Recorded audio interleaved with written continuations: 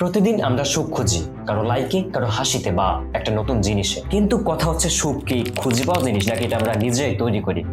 পৃথিবীর সব থেকে কঠিন প্রশ্ন বোধ হয় এইটাই যে হ্যাপিনেস বা সুখ আসলে কি।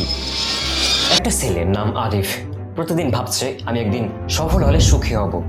সে খুঁজেছে, কাজ করছে, টাকা জমিয়েছে, কিন্তু যেদিন সব পেল ওই রীতি তার ঘুম আসেনি, কারণ সুখটা বাইরে কোথাও নেই, সেটা তার ভিতরেই ঘুমিয়েছিল। আসলে মনোবিজ্ঞান বা সাইকোলজি বলে সুখ কোনো গন্তব্য না, এটা আসলে একটি অভ্যাস। অর্থাৎ আপনি যত বেশি গ্র্যাটিটিউড, কাইন্ডনেস, মাইন্ডফুলনেস প্র্যাকটিস করবেন, আপনার ব্রেন তত বেশি সুখের রাসায়নিক বা কেমিক্যাল তৈরি করবে।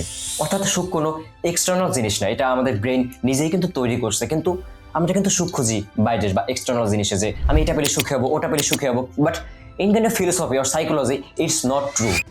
সুখ আপনার নিজের ভিতরে, আপনার মস্তিষ্কের ভিতরে, আপনি সুখ নিজেই তৈরি করেন। সুখ মানে এই না যে আপনার জীবনে সবকিছু একদম 100% পারফেক্ট আছে।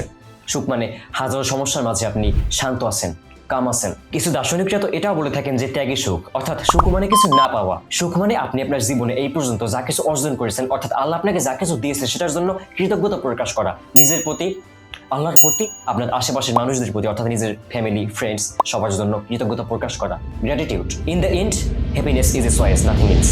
আসসালামু আলাইকুম।